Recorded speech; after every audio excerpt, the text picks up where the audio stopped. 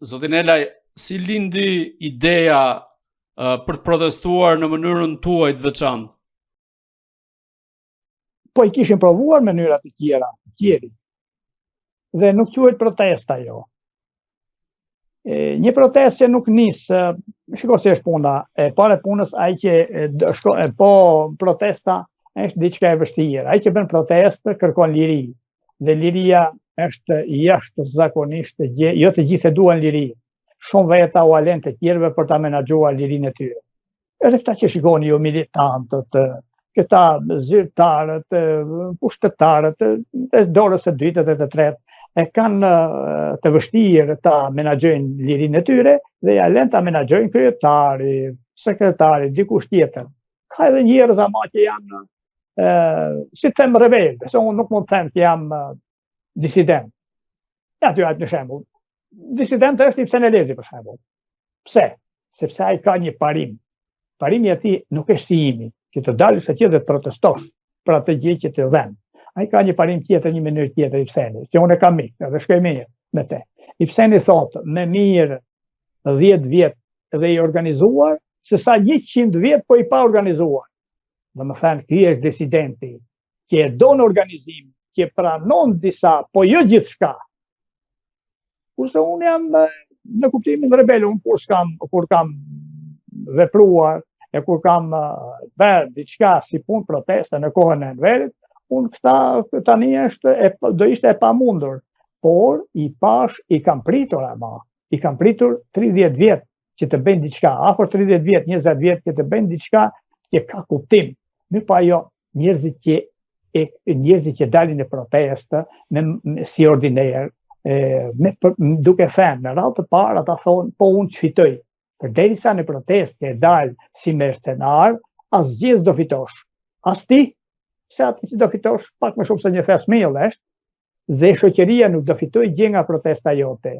Ai njeri që del atje me shprehje në një ordiner, i cili po e përsëris thotë, mirë po protestoj, po unë çfitoj, dhe nuk e kupton që ai do futoj me anën e ndryshimeve që vinë në shoqëri, ai ka dalë kot aty. Unë këtë e ngjej dhe e kam kuptuar. Po nga ana tjetër, unë lirin time nuk dua qoftë sa do i vogël që t'jem, i varfër që t'jem, halëgjit që t'jem, atem lirin time dua të menaxhoj vetë.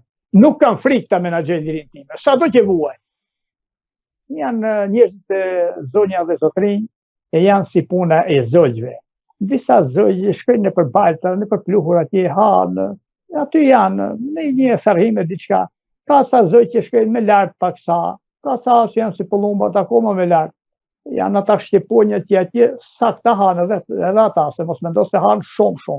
Mirë pa ata fluturojnë lartë, atje lartë ka oksigjen, ajri është me rralluar, dhe jo të gjithë kanë mushkri për të ngjitur atje lartë, duhet ta kuptojnë disa këtë që them, sepse te Beleri kishin dalë përpara shumë veta, por në momentin kur Beleri kishte ardhur atje, ne si shqiptar kishim rënë të pushkët e gjata, se po vinte një njeri, e jo një njeri zakonshëm, i akuzuar për vrasje, e pa provuar, po nuk i dihet, dhe është në shqirtime si për prap për të rihapur, uroj të rihapet, dosje e peshkëpisë.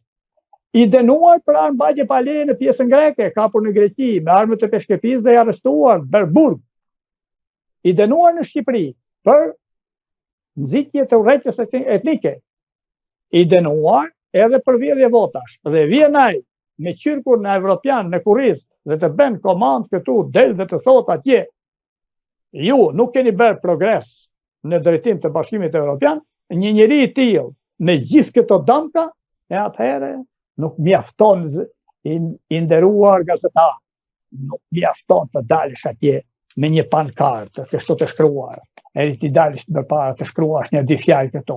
Nuk mjafton të dalësh as me një tabelë. Jo, në rastet të tilla njeriu duhet të zemrohet. Dhe me po ja jap përgjigjen siç e ka thënë Aristoteli, që e them sa herë. Njeriu thotë që nuk zemrohet, nuk acarohet asnjëherë, ai është i gjotë. Ai që zemrohet për herë, ai është i marrë.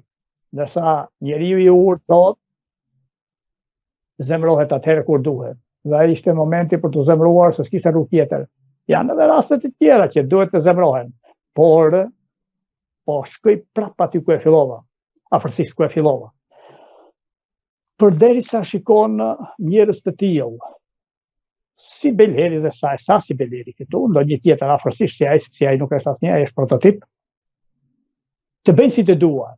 Dhe nga ana tjetër, 12.000 shoqata dhe sindikata, të shoqërisë civile, aktivistë, sindikalistë, që s'janë asgjë në botë, të jenë këtu dhe të rinë me duar kryq me sa tabela, duke veshur, shikon edhe atje disa firunj me kësulhunj që mbulohen me flamunj, si majmunj, do dalësh vetra, dhe do dalë një 61 vjeçar, mosha ime atje, për të përplasur me këte, se nuk ishte rrugë tjetër, nuk mund t'i lësh të tillë njerëz, zotëri nderuar gazetarë dhe ju zonjë zotërin që na ndiqni në anën tjetër, të tillë njerëz paguhen nga jashtë. Paguhen për të bërë një protestë sa për të larë gojen, që të thonë u bë protestë, paguan Athina, paguan Beogradi, paguan Moska, paguan dhe të tjerë, u bë diçka në Tiranë, thonë ata, bën një di foto, hajde, edhe japin dhe një lajm kush e di se ku. Por, ata vazhdojnë me mënyrën e Bukës, pa si prap Sergej Bukën në këtu, i e kalon të çdo vit nga 1 centimetër dhe han bukë edhe këta që shikoni ju, që s'din, këta të shkretët që shikoni ju, këta sulhunj që mbushën, që ta firunj, që sulhunj që mbulohen me flamunj, këta nuk e din se kush është nga pas dhe kush i paguan dhe çfarë dëmi i bëjnë vendi. Edhe hanë ditë për ditë nga 1 centimetër, ose vit për vit nga 1 centimetër e thin rekordin. E përmirësoj thonë rekordin, Hasani, Hiseni, Sula, Leshi, Spiro, e bëjnë nga 1 centimetër nga 1 centimetër, e keqja vjen aty ngelet, sepse nuk dua që ta thynë rekordin një herë më. Tani me Belerin ata, që shikoni ju, nuk kam se t'i dalim, se kam baruar punë me Belerin unë. Tani duhet të merren me diçka tjetër. Mirë po ata janë mësuar nga pak sa për të qujtur kolla në punë, edhe Leshin e protestë, po e them atë, ose Dilaverin e protestë në vend të tyre. Thash edhe një herë, dalin aty firunj, kësulhunj, mbështillen me flamunj, për të marrë ndriçim nga flamuri, e bëjnë e dini, duhet të se jeni gazetar.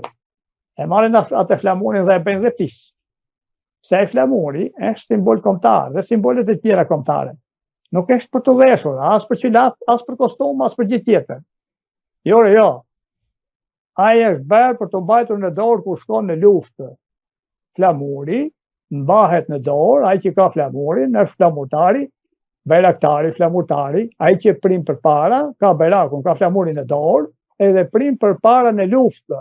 Dhe prap se prap, edhe dami mund të bëhet pa ai duhet të ketë flamurin në dorë dhe kur më rrezohet ti bie ki e merr tjetri. Jo të veshësh flamurin atje ta veshësh për fustan.